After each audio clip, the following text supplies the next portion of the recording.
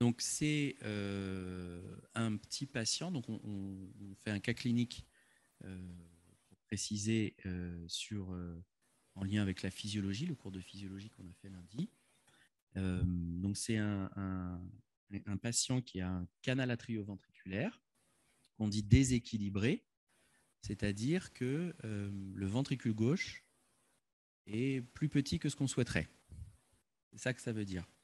Les canaux atrioventriculaires, donc vous savez, c'est un anneau auriculo-ventriculaire unique sur lequel s'insère une valve qu'on appelle une valve atrioventriculaire, qui en général fuit par une fente. Si ce CAV est complet, il sera associé à une CIA ostium primum et une CIV d'admission. S'il est partiel, il y aura uniquement la CIA ostium primum et en général la fente. Et s'il est intermédiaire, il aura une CIA ostium primum et une petite CIV d'admission restrictive. C'est les trois types hémodynamiques de CAV. Sophie Guillaumont vous fera le cours de façon très détaillée avec plein d'échographies. Là, c'est un patient qui avait donc un CAV qui était complet, CIA, CIV, mais il avait la malchance d'avoir en plus des ventricules qui n'étaient pas équilibrés. Normalement, les deux ventricules à la naissance sont de même taille. Et celui-là, cet enfant, avait un ventricule gauche un peu petit. Alors, ce n'était pas une hypoplasie du cœur gauche. Il a pu être réparé, le chirurgien a réparé la cardiopathie. Si c'était une hypoplasie du cœur gauche, on n'aurait pas fait ça. Il serait décédé ou il aurait eu un programme de Norwood que vous apprendrez sur le cours sur l'hypoplasie du cœur gauche qui sera fait par le professeur Howard. Et donc, ce patient-là, il avait un CAV déséquilibré aux dépens des cavités gauches. Ça existe d'avoir des CAV déséquilibrés aux dépens des cavités droites. Celui-ci, on va dire que c'était aux dépens des cavités gauches. Mais pas sévère au point de dire on va faire un ventricule unique. Le staff a décidé de faire une correction biventriculaire. C'est la vraie vie, hein, ça, ces patients. Peu importe pourquoi. On a fait ça, on a choisi ça. On a fermé la CIV, on a fermé la CIA. Et puis, il a peut-être eu un petit point sur la fente mitrale. OK ? Et vous le revoyez en échographie après la chirurgie. Et quand vous faites une échographie cardiaque, vous vous apercevez que quand vous mettez votre Doppler sur le côté droit de la valve AV droite, qui est l'équivalent de la tricuspide, mais on n'a pas le droit de l'appeler tricuspide, ce n'est pas du tout une tricuspide. Si vous mettez votre Doppler du côté droit, vous avez une vitesse élevée, à 4,5 mètres par seconde. Normalement, la vitesse à droite, c'est 2 mètres par seconde. 4,5 chez un nourrisson, c'est beaucoup trop élevé.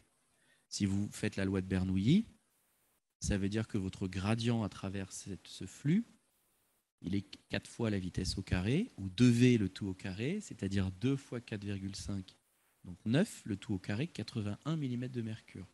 Donc ça veut dire que ce patient, il a un gradient entre l'oreillette droite et le ventricule droit à 81 mm de mercure. Je traduis la phrase. S'il a un gradient de 81 et qu'il n'a pas d'obstacle entre le ventricule droit et l'artère pulmonaire, ça veut dire qu'il a 81 plus la POD, donc on va dire que c'est 5, dans la P, dans le VD et donc dans la P. Est-ce que tout le monde a suivi ça? C'est l'illustration de la loi de Bernoulli de lundi, pour les non-échographistes. Je prends mon temps pour ceux qui ont l'habitude, je suis désolé pour vous, mais je veux laisser personne sur le carreau. Donc, il a une pression ventriculaire droite élevée. C'est ça que ça veut dire. On ne nous dit rien de plus. OK ? Et comme on est un beau cardiopédiatre, on a pris la tension au brassard. Et il a 90 sur 45. Ça veut dire, si je traduis dans notre langage de cardiopédiatre, qu'il a une hypertension ventriculaire droite isosystémique. 86 et 90, c'est pareil. S'il n'a pas de sténose aortique. Hein. D'accord ? S'il n'a pas de sténose aortique, il a 90 dans l'aorte en systole, donc il a 90 dans le VG en systole. Vous êtes d'accord ? Donc il se retrouve avec 90 à gauche, 86 à droite. PVD isosystémique. C'est ça la conclusion de cet écho, c'est tout ce qu'on peut dire. Et il a une saturation à 95%. Donc même pour ceux qui ne connaissent pas les CAV déséquilibrés, mais qui ont suivi le cours de physiologie, on va essayer de raisonner ensemble sur pourquoi il a une pression dans le ventricule droit élevée et une saturation à 95. Uniquement sur la physio. quitte à inventer des choses qui n'existent pas dans la vraie vie. C'est pas grave. Et donc là, on repart vraiment de toutes les possibilités physiopathologiques qu'on a vues ensemble lundi pour les prendre les unes après les autres et essayer de voir comment on va répondre à la question. Point par point. OK? Donc, je vous laisse envoyer vos idées. Il n'y a pas de mauvaise réponse. Voilà, vous pouvez dire ce que vous voulez et dites vraiment des bêtises parce que ça nous permet de... L'apprentissage par l'erreur, c'est extraordinaire parce que c'est très... ça marche bien. Donc, dites tout ce qui vous passe par la tête. Lâchez-vous. Vous parlez fort comme ça. Après, moi, je redirai les questions que vous posez pour Zoom. Ouais, vas-y. Il peut avoir un shunt. En fait, tu peux même le mettre dans un tiroir. Donc, la réponse proposée, shunt VGOD. Donc, c'est une bonne réponse. Est-ce que tu peux aller plus loin et le mettre sous un nom de groupe de pathologie ou de mécanisme physiologique dans lequel tu aurais ça? Plus simple.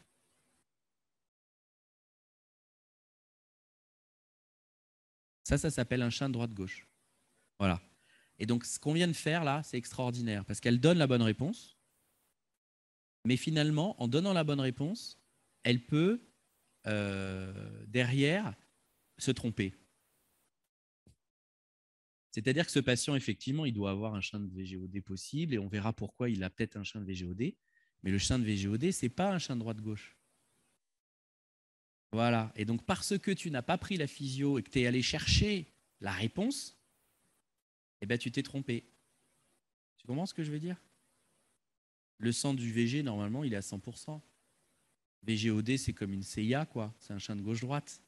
Et donc, alors, merci d'avoir fait ça, parce que ce patient, effectivement, il a peut-être un shunt VGOD, on verra après pourquoi, mais ce n'est pas la réponse à pourquoi il a 95 de SAT.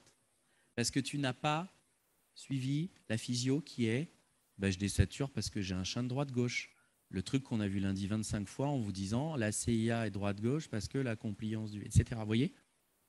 Donc, faites ça. À partir de maintenant, faites uniquement ça. Si on vous pose une question, vous répondez sur le mécanisme physiologique d'abord. Et ensuite, vous ouvrez les cases là. Et si vous en loupez une, vous en loupez une. C'est pas très grave. Parce que si tu n'arrives pas à savoir d'où est le shunt, tu envoies à l'imageur, au cathétériseur, tu dis moi, je ne comprends pas, il a un shunt droite-gauche, tu me le trouves s'il te plaît. Tu comprends ce que je veux dire?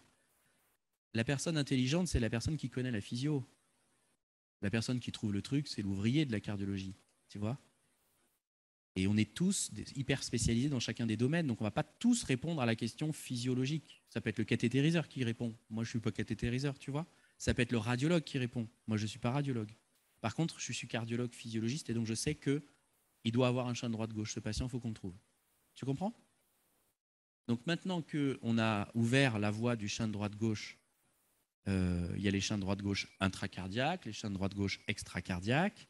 Et c'est là que la culture cardiopédiatrie va vous dire bah non, enfin dans le CAV, le shunt droite-gauche extracardiaque, c'est pas trop, ça n'existe pas trop ça, quoi. Tu vois? C'est ta culture qui te permettra de dire ça. OK? Donc qu'est-ce qu'il y a comme shunt droite-gauche possible dans un CAV à votre avis? Tu veux essayer de répondre? Tu veux continuer?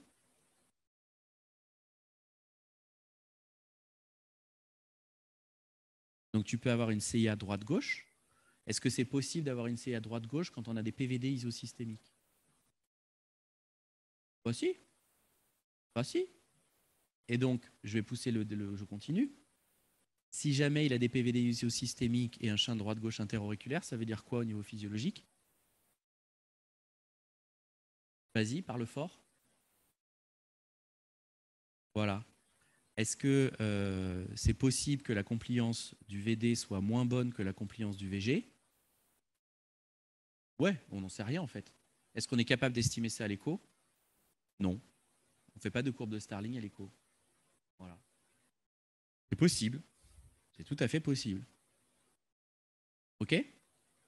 Est-ce qu'il y a d'autres shunts droite-gauche que ce patient peut avoir? Tu as dit CIA, droite-gauche.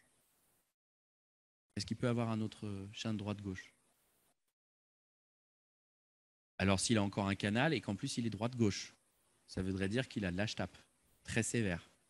C'est possible. Ça serait un shunt extracardiaque. Ça voudrait dire que dans le bilan pré-op, on a mal estimé le canal et que le chirurgien ne l'a pas vu. Bon, peu probable, mais tu as raison. Quand on ne comprend pas, on regarde le canal. Absolument.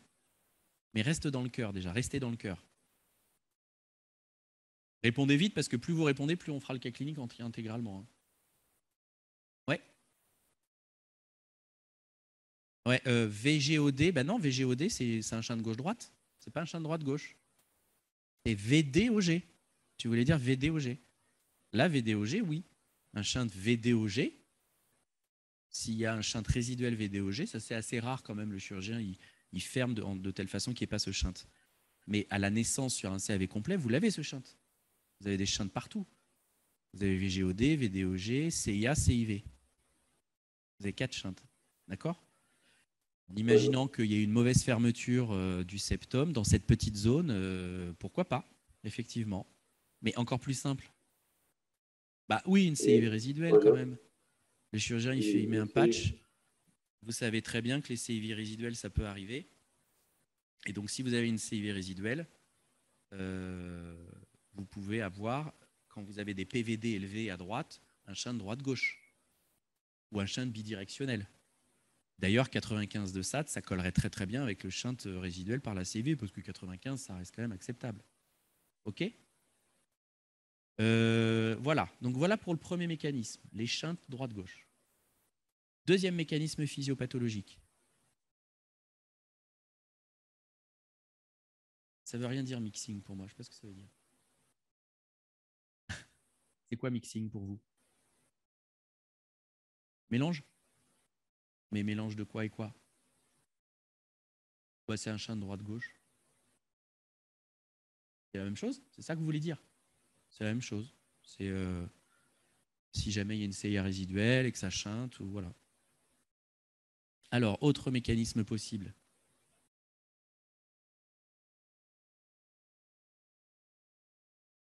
Et donc, voilà, et donc il pourrait avoir un obstacle droit qui ferait que le VD, il est non seulement en contrainte de pression, mais de relaxation.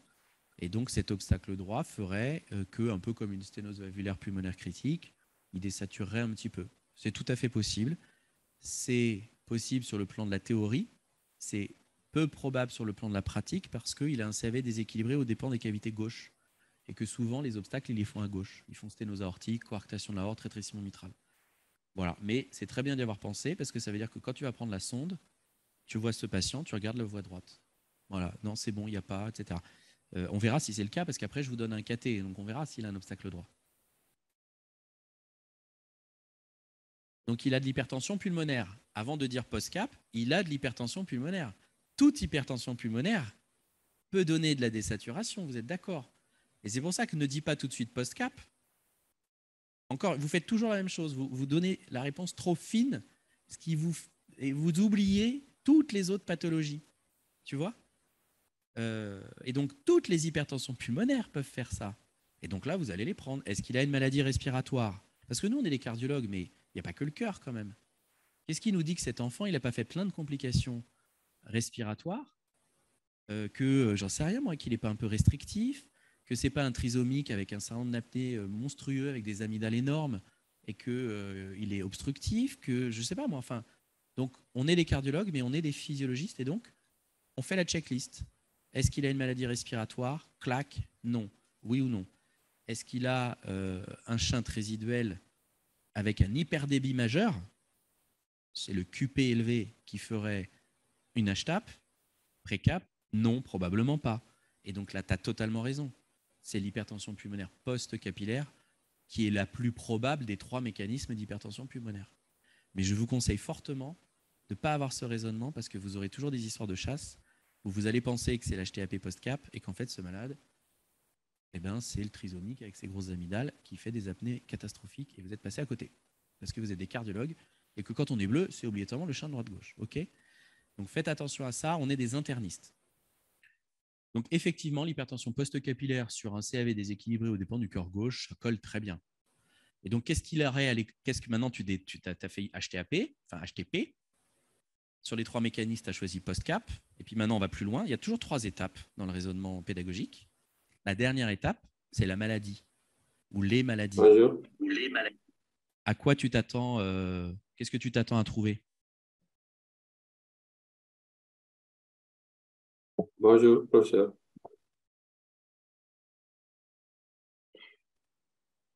Et intervenir ou pas?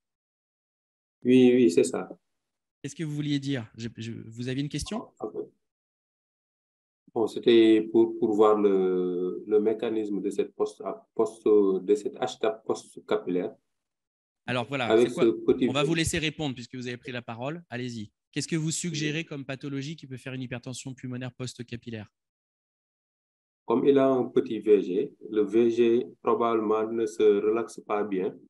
Il y a un défaut de compliance. Donc ça, c'est Et une comme il n'a première pas de hypothèse, signe, effectivement. Deuxième et hypothèse, comme il y a, allez-y, allez-y. bon, bon, comme il n'y a pas de CIA, ça va faire un retour au niveau pulmonaire, au niveau des veines pulmonaires, et ça va faire de l'œdème pulmonaire, quoi. Et ça va donner probablement Et la cette diffusion HTAP post-capillaire. alvéolo-capillaire sera moins bonne et on aura donc de la DSAT, c'est l'hypertension pulmonaire post-cap. Excellent. La plus grande probabilité de pathologie qu'il va avoir, c'est le rétrécissement mitral, le rétrécissement de la valve AV gauche, qui finalement fera la même chose que ce que vous venez de décrire, et ou trouble de compliance du VG, comme vous l'avez très bien décrit. Mais comme on est des bons cardiopédiatres, on va vérifier qu'il n'ait pas développé une sténose aortique et une coarctation de l'aorte. OK? Donc, on va regarder tous les étages. Qu'est-ce qui pourrait nous dire que ce malade, il a un problème de cœur gauche lié à ce qu'on vient de dire? Une dilatation de l'oreillette gauche. La dilatation de l'oreillette gauche, s'il n'y a pas de grosse fuite de la valve AV, ça peut être tout ça. OK? Donc, deuxième grand mécanisme, l'hypertension pulmonaire post-cap sur un petit VG malade. OK? Où qu'il soit. C'était le deuxième mécanisme. Parfait. Est-ce qu'il y a d'autres mécanismes potentiels?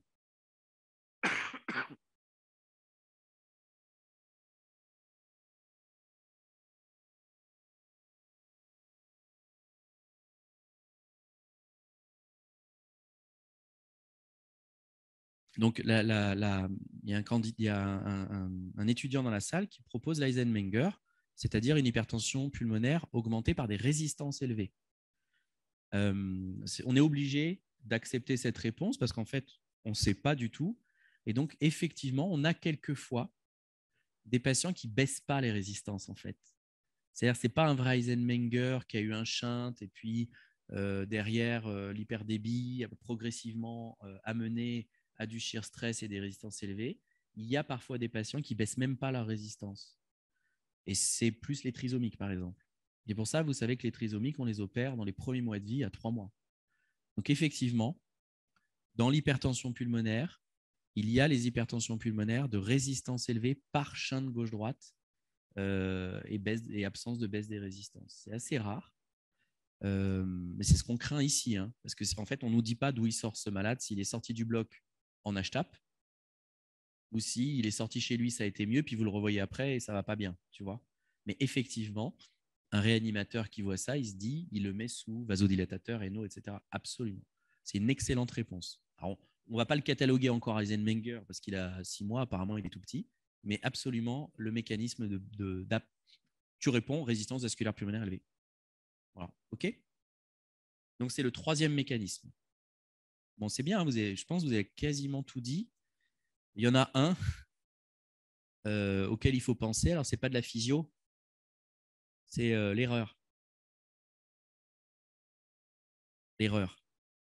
Je vous ai montré au cours de physio, je pense, le premier jour, un de mes jeunes assistants qui n'a pas aligné son Doppler. Donc, faites attention, l'écho est tellement opérateur dépendant. Est-ce qu'il peut y avoir une erreur? Est-ce qu'on peut… Alors, on peut sous-estimer, mais est-ce qu'on peut surestimer? Voilà. Donc, en fait, soit il a pris le Doppler sur la valve gauche, c'est très proche, hein, c'est un tout petit bébé, ça fuit des deux côtés et il a pris la droite pour quelque chose qui était de la gauche, soit, qu'est-ce que tu as dit en premier? Elle a dit shunt VGOD. Et ça, c'est super classique. Ça, vous ne pouvez pas le savoir si vous n'avez jamais vu de CAV. Mais dans un CAV, on a très fréquemment des shunts VGOD. Et alors, un champ de VGOD, vous ferez de l'écho, hein, qui est orienté un peu comme ça, et un champ d'IT qui est comme ça, chez un nourrisson où les deux sont quasiment collés, c'est le piège diagnostique même des meilleurs échographistes. On a fait, il y a celle qui va vous faire le cours sur le CAV, c'est Sophie Guillaumont. Je pense qu'en niveau d'échographie cardiaque, c'est elle qui m'a formé, donc elle est excellente, excellente. Elle a eu un patient, c'était celui-là, c'était le même. C'est pas lui, mais c'était le même. Opéré, corrigé. Elle m'a dit, c'est incroyable, je suis quasi sûr qu'il a de l'HTAP parce que c'est un fluidité, mais j'en suis pas complètement sûr, j'arrive pas à avoir de chaîne de VGOD. Et elle nous l'a envoyé à Bordeaux en KT pour être certain qu'il n'ait pas d'HTAP. Personne n'a réussi à savoir s'il avait un champ de VGOD parmi nous à l'écho. Et c'était un champ de VGOD. Il n'y a pas d'HTAP. Voilà. Mais c'était très embêtant. C'était un enfant qui allait très bien, qui avait une HTVD isosystémique, en sortie de bloc opératoire, opéré, je ne sais plus où. Donc, c'est pas possible. Donc, on l'a cathétérisé. C'est exceptionnel. Hein. L'écho est quand même performant. Donc, on peut se mettre en sous-costal, essayer de regarder un peu. Mais en tout cas, c'est la physio qui nous rattrape le coup à chaque fois. C'est ça le message. Ouais. Non, si c'est tout petit. Ah, mais bien sûr. Mais si à l'écho, tu n'es pas sûr. Bien sûr. Ah oui, oui, oui. On est totalement d'accord. Non, mais 99 fois sur 100, l'écho, on nous dit c'est un champ de VGOD, on ne fait pas de KT. Hein. On est d'accord. On est totalement d'accord. Mais donc, vous voyez, ce malade, et vous êtes d'accord, moi, ce que je veux vous montrer, c'est que c'est la physio qui nous rattrape à chaque fois. Est-ce que très honnêtement, quand vous avez lu la première diapo, pour ceux qui connaissent la cardiopédiatrie, vous avez pensé à toutes ces causes? Non.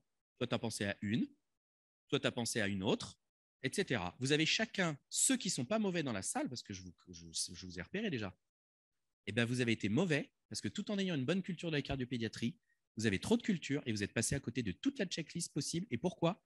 Parce que vous avez oublié votre physiologie. Voilà. Et donc, vous avez quand même oublié les résistances pulmonaires élevées. Je suis désolé, moi, sur cet écho, je suis incapable de dire s'il n'a pas une HTAP de résistance élevée. OK? Et vous avez oublié de sortir du cœur parce que cet enfant, il peut aussi avoir d'autres pathologies qui sont extracardiaques et pour lesquelles vous allez avoir besoin des pédiatres, réanimateurs, etc. OK? C'est bon? Donc, vous voyez un peu sur 3 lignes tous les raisonnements qu'on doit avoir. Euh, donc, que décidez-vous? Alors, j'ai mis les réponses là. Je vais vérifier parce que je n'ai pas révisé. Hein.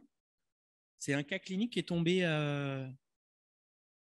C'est un cas clinique qui est tombé.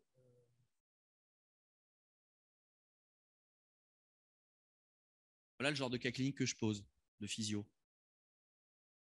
Donc, les hypothèses, erreur, 5 VGOD. Et là, c'est ce que vous avez dit. La courbure septale est normale dans ce cas. Pas d'obstacle gauche, pas d'HTAP. C'est exactement ce que vous venez de dire. Parce qu'après, il faut argumenter. Hein. Vous êtes au staff, on argumente. HTAP ou HTP, bah dans ce cas-là, courbure septale anormale, obstacle sévère, etc. HTVD sur un obstacle droit, ça c'est ce que Guillaume a choisi comme hypothèse. Gradient VDAP très élevé dans ce cas. Voilà, donc en fait, on a vu toutes les causes. OK? Donc qu'est-ce qu'on décide?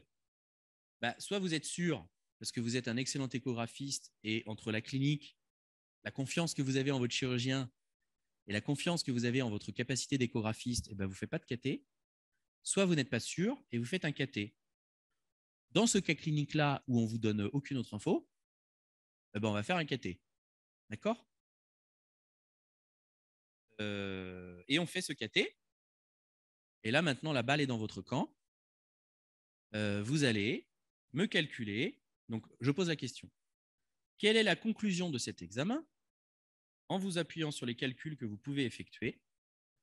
Quelle sera ou seront votre proposition de prise en charge au staff du service? C'est un vrai malade, hein, il n'est pas sorti de ma tête celui-là. Précisez les avantages et les inconvénients en termes physiopathologiques. Sympa ma question quand même. Alors je vous laisse réfléchir tranquillement.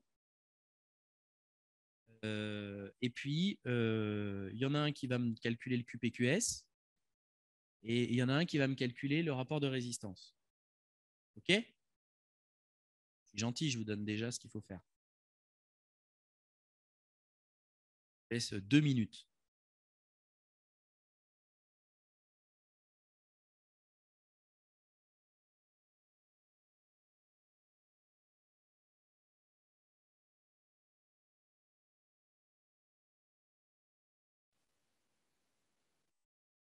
Voilà, donc on vient de faire le calcul de QP-QS en sachant qu'on a pris la saturation dans l'oreillette gauche parce qu'on n'avait pas la saturation dans les veines pulmonaires, mais c'est la même chose. Et donc, on a fait le gradient aorte moins veine cave, donc 95 moins 65, ce qui fait 30, divisé par veine pulmonaire ou oreillette gauche moins interpulmonaire, ce qui fait 98 moins 70, ce qui fait 20. 30 sur 20 égale 3 sur 2 égale 1,5, ce qui traduit un petit hyperdébit pulmonaire. 1,5, ça commence à être significatif, hein, et qui est d'ailleurs corrélé à une saturation dans la paix qui n'est pas normale, qui est élevée à 78 et qui confirme bien notre impression sur ce KT. Voilà. Et donc maintenant, à toi la parole. Oui. Alors, je vais utiliser la formule résistance vasculaire pulmonaire sur résistance vasculaire systémique. C'est égal au QS sur QP fois la différence le rapport de la différence des pressions. Oui. Donc, le QS sur QP, on l'a calculé, mais il faut inverser, du coup, c'est 2 tiers. Exactement. La différence donc, des pressions artérielles pulmonaires moyennes moins la pression de l'oreillette gauche, ça fait 34 moins 10, donc ça fait 24. Et la différence des pressions entre l'aorte et l'oreillette droite, ça fait du coup 68 moins 4, ça fait 64. Alors là, ensuite, j'imagine qu'on peut le calculer de tête, mais moi je l'ai fait avec la calculatrice, ça fait un quart. Vous aurez le droit à la calculatrice le jour J. En général, honnêtement, je fais en sorte que ce soit simple. C'est-à-dire que moi, je suis la génération sans calculatrice. Donc, numérateur, dénominateur, tout Après, ça fait 2 fois 3 fois 8 sur 3 fois 2 fois... Après. Tu tombes sur un quart. Alors, parfait, c'était la réponse. Tu vois, je suis en train de la regarder comme anti-sèche pour vérifier, parce que je dis que je le fais de tête, mais en fait, je ne suis plus capable. Et donc, ça faisait un quart effectivement, donc des résistances vasculaires pulmonaires, on peut dire finalement basses. Et donc, le pire des scénarios qu'on craignait, qui était le tien, notre collègue là-bas, on se dit ça va, puisque en dessous d'un tiers, on est content. Il nous manque quand même les vraies résistances. D'accord ? Là, c'était pour s'amuser, mais dans la vraie vie, comme vous a expliqué M. Godard hier, on aurait appliqué la VO2, on aurait fait un vrai FIC, pas de thermodilution jamais dans les shunts, et on aurait des résistances dont je vous ai donné hier les cut-offs, la zone où tout va bien, la zone où tout va mal et la zone grise. Okay ? Vous apprenez ces chiffres, c'est très important, des niveaux de résistance par cœur en prenant les chiffres des dernières recommandations. Okay ? Je vous mettrai les articles, je n'ai pas eu le temps de le faire encore, des dernières recos. Elles changent tout le temps, ces recommandations sur l'HTAP. Je vous les mettrai sur le Google Drive de vos cours. Donc, très, très bien. Donc maintenant, est-ce que ce KT avec des résistances basses et un QPQS élevé, est-ce qu'on a d'autres choses à dire en regardant les résultats de ce KT? Donc là, c'est peut-être plus pour les... Est-ce qu'il y a des cardiologues ou des gens qui font un peu de KT déjà dans l'assistance ou pas du tout? Et des gens qui connaissent un peu le KT. Toi, tu veux répondre? Alors vas-y, micro derrière. Okay, il y a d'autres petites choses à voir qui sont subtiles, mais vous avez déjà donné des choses importantes. Mais encore une fois, l'exercice qu'il faut que vous fassiez, c'est tout à l'heure, on a donné des hypothèses. Il faut toutes les reprendre. Il faut toutes les reprendre, en fait, nos hypothèses, les unes après les autres. Donc, une des hypothèses qu'on peut éliminer, c'est les résistances élevées. Mais il faut reprendre tout ce qu'on avait dit tout à l'heure pour savoir si le KT nous apporte des choses. Par exemple, Guillaume, il a dit obstacle droit. Est-ce qu'il a un obstacle droit? Non, finalement. Regarde bien, Guillaume. Regarde. Bah alors, qu'est-ce que tu regardes? Attends, parce que je me remémore mon KT. Et regarde. Combien il a dans le VD? Combien il a dans la P?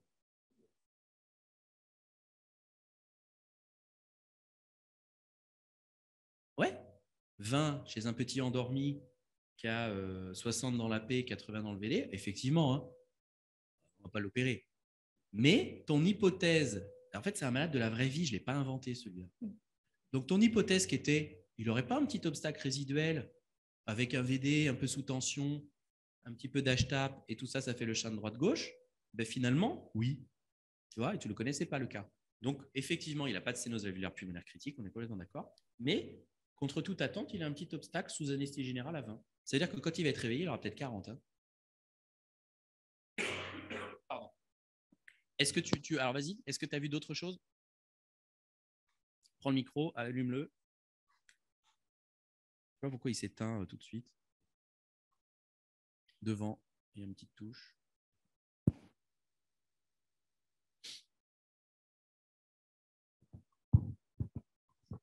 Oui. Rien qu'en regardant la saturation de l'AP, rien qu'en regardant la saturation de l'AP qui est plus... Ouais.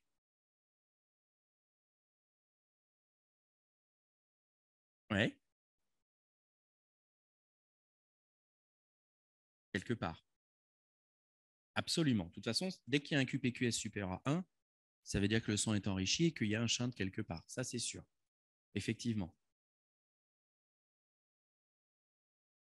Mm-hmm.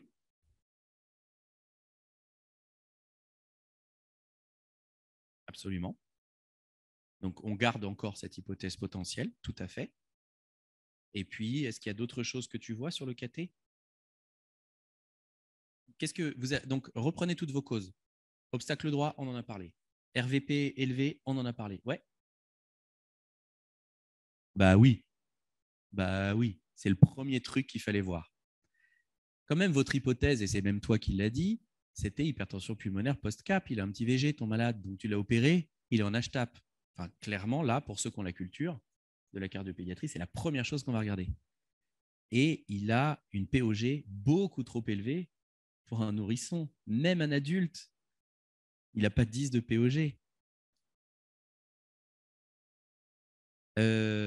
Alors, le truc, c'est que non. Bah, continue ton raisonnement. Elle dit que c'est l'hyperdébit qui fait 10 et tu lui réponds non, pourquoi? Pourquoi? C'est la bonne réponse.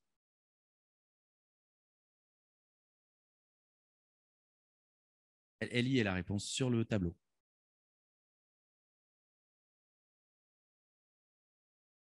Et là, ce n'est pas du congénital, hein, c'est de la cardiologie de base.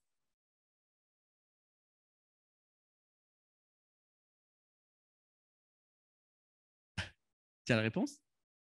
Non? Quelqu'un a la réponse? Pourquoi il a un rétrécissement mitral, ce patient? Alors, un rétrécissement de la valve AV gauche. Combien il a dans le VG en diastole?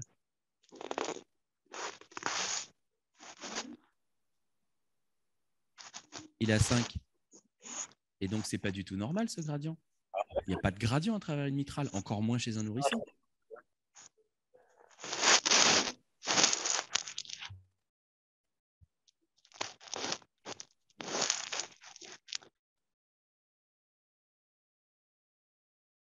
Voilà.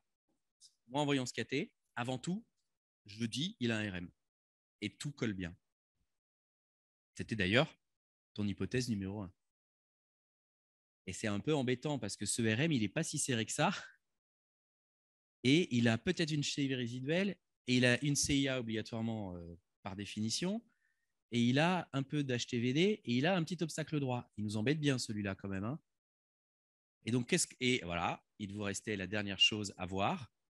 Et il a un rétrécissement aortique modéré. C'est un vrai patient de la vraie vie. C'est un CAV complexe qui nous embête quand même. Parce que la question, c'est faut-il le réopérer? Qu'est-ce qu'il faut faire? Alors là, ce n'est pas aujourd'hui qu'on va faire ça, puisque vous n'avez pas eu le cours sur le CAV, il vous manque encore plein d'éléments. Donc, on ne rentrera pas sur la décision du staff, puisque ça, on vous le fera à la fin de l'année. Je peux vous dire du teasing si vous voulez. Hein. Nous, on a fait la stratégie du wait and see, c'est-à-dire on a attendu un peu pour voir si le VG n'allait pas grandir.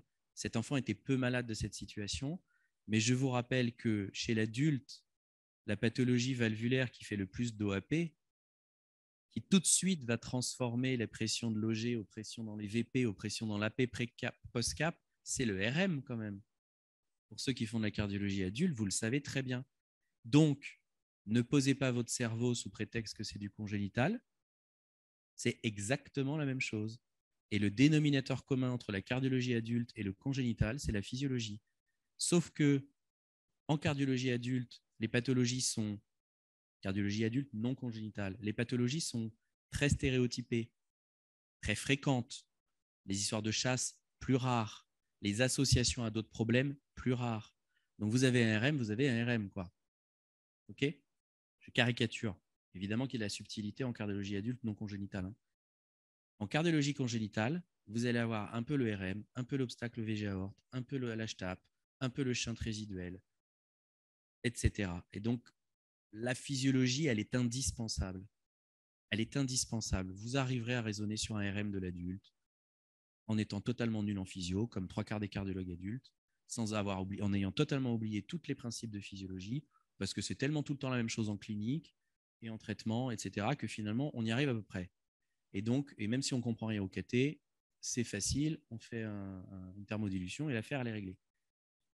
Mais la cardiologie congénitale, vraiment, sans la physio, c'est très compliqué. Même avec la physio, des fois, on a du mal à prendre des stratégies thérapeutiques. Voilà. Donc, vraiment, je pense qu'après, avec ça, vous allez être convaincu qu'il faut faire de la physiologie dans notre spécialité. Et donc, je vous mets les réponses, comme ça, vous les avez sur l'enregistrement et vous l'aurez sur les diapositives. Donc, il a une hypertension pulmonaire qu'on dit post-capillaire, parce que probablement, il a un petit ventricule gauche, une petite valve AV gauche, d'où la POG élevée avec ce qu'on appelle, donc, ce que vous avez dit, l'hypertension pulmonaire post-capillaire. Et on suspecte un petit degré de rétrécissement mitral et de rétrécissement aortique qui expliquerait tout ça, et ça collerait très bien. Il a probablement une oreillette gauche dilatée, ce bébé. Deuxièmement, il a une HTAP de débit par shunt résiduel, mais avec des résistances vasculaires basses. Ça, c'est ce que vous avez bien trouvé. Et troisièmement, il a un petit gradient VDAP dont on ne va pas faire grand-chose. Ce malade, la réponse pour le cas clinique, c'était wait and see, mais si vous aviez proposé des choses à l'examen qui étaient argumentées, on les aurait acceptées, parce que je ne suis pas sûr qu'on sache quoi faire. Et là, c'est la culture cardiopédiatrique qui vous donnera les traitements, parce que vous saurez plus tard que réopérer un CAV complet chez un nourrisson de 6 mois sur une valve mitrale complexe, le chirurgien va vous dire « Qu'est-ce que tu veux que je fasse de mieux ?» Voilà. Et donc, c'est là qu'il y a une discussion qui est très intéressante d'ailleurs entre le chirurgien, le réanimateur et le cardiologue pour savoir ce qu'on fait. De la même façon, le chirurgien va vous demander « Est-ce qu'il faut que je la ferme, cette CIV résiduelle? Est-ce qu'elle est responsable des choses ?» Ben là, on lui a dit que les résistances étaient basses, le QPQS est à 1,5. Est-ce qu'on va sauver ce patient en l'opérant d'un QPQS à 1,5 sur une reprise chirurgicale, sur un petit shunt résiduel alors qu'il est malade d'un cœur gauche? Probablement qu'on lui ferait prendre un risque inutile. Nous, on a choisi de ne pas réopérer cette CIV résiduelle, qui d'ailleurs, dans beaucoup de situations, va se fermer toute seule. OK ? Troisièmement, faut-il mettre des vasodilatateurs pulmonaires? Le réanimateur nous a demandé. Il est en HTAP. Eh bien, on lui a répondu non, les résistances sont basses. Donc, pas de traitement. Vous voyez comment on raisonne? Il est probablement le plus malade de son petit cœur gauche. Même dans les mains du meilleur chirurgien, un CAV déséquilibré, le chirurgien ne peut pas faire grand-chose sur un petit cœur gauche. Peu compliant, peu développé, mitrale petite, valve aortique petite. Ça vous va? On n'aurait pas pu avoir ce raisonnement sans la physio. Donc, pour conclure cette session, forcez-vous, et ce n'est pas facile, parce que vous allez participer à des staffs où on va faire ce que vous avez fait dès le départ. Oh, il a un shunt machin résiduel. Oh, il a des résistances élevées. Ne faites pas ça. Prenez tous les mécanismes physio, les uns après les autres, au moins dans votre tête, et éliminez-les les uns après les autres pour ne rien oublier. Surtout quand c'est des situations un peu complexes comme celle-ci. Ouais, une question? Alors, pardon, oui. Donc, le rétrécissement aortique, on le voit parce que tu as dans le ventricule gauche 100 de systole, alors que dans l'aorte, tu as 80 de systole et que normalement les pressions doivent être les mêmes. De la même façon que VD en systole et AP en systole, les pressions doivent être les mêmes, exactement les mêmes. Si le chiffre n'est pas le même, ça veut dire qu'il y a un problème. Le problème ici, il est mineur parce que 20 mm de mercure, ce n'est pas beaucoup et on ne va pas du tout confier ce patient à un chirurgien pour 20 mm de mercure. Mais souvent, au caté chez des nourrissons, ils sont endormis et donc nos régimes de pression sont souvent plus bas. Il a dû vous le dire, Monsieur Godard, hier. Et donc, ça veut dire que quand on va le réveiller, il aura peut-être plus que 20 de gradient, tu vois. Et ça nous embête parce qu'un petit gradient chez un tout petit de 6 mois, on se dit comment ça va évoluer. Donc après, au staff, ce qu'on va dire, c'est peut-être on n'aurait pas dû le corriger à 2 ventricules. Peut-être on a choisi une stratégie qui n'est pas bonne. Mais là, on rentre dans des considérations presque éthiques. OK? Voilà. Oui.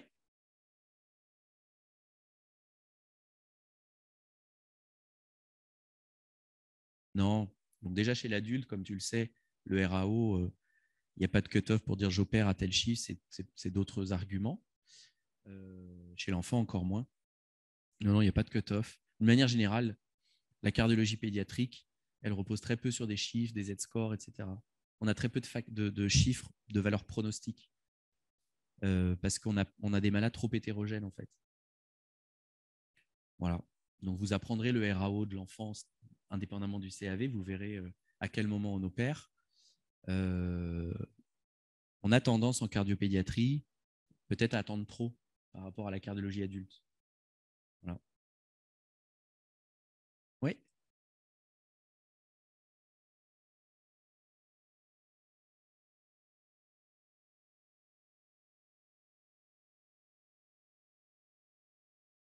Oui.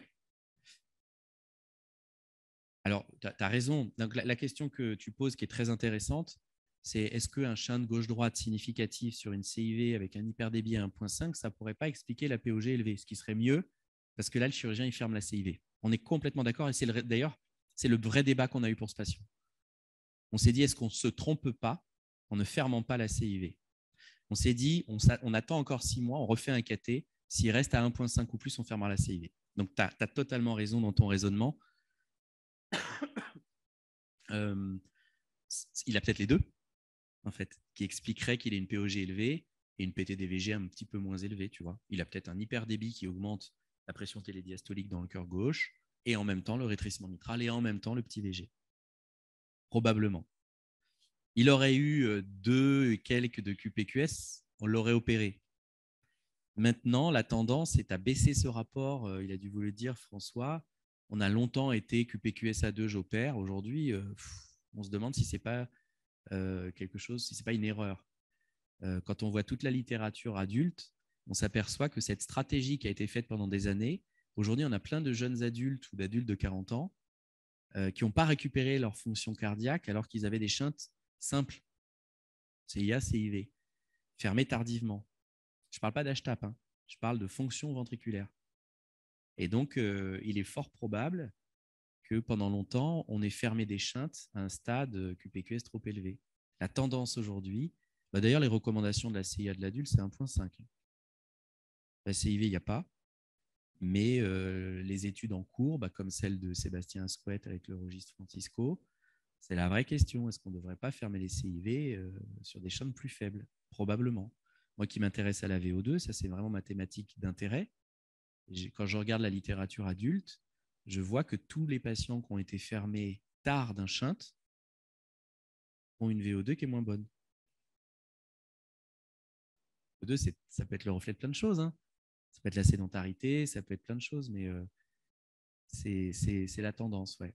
Donc là, tu as tout à fait raison. Ce QPQS à 1.5, est-ce qu'on doit le laisser comme ça évoluer? Probablement que non. Là, on a dit non sur les risques opératoires, le neurodéveloppement. Enfin, vous verrez qu'une rechirurgie chez un enfant de 6 mois, ce n'est pas anodin, en fait.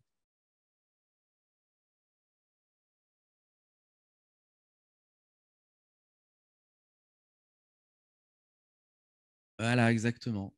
Non, non, mais là, on fait déjà le staff, là, vous voyez. Je ne voulais pas le faire parce que je sais que dans l'assistance, il y en a qui ne sont pas à l'aise. Et toi, tu es passé en cardiopédiatrie. Mais on a posé toutes ces hypothèses. Et c'est ce qu'il faut faire. Donc, on a les points d'interrogation physiopathes. On répond à chaque point d'interrogation. C'est ça le plus compliqué. Et après, pour chaque situation, si je fais ça, qu'est-ce que je risque? Si je fais ça, qu'est-ce que je risque?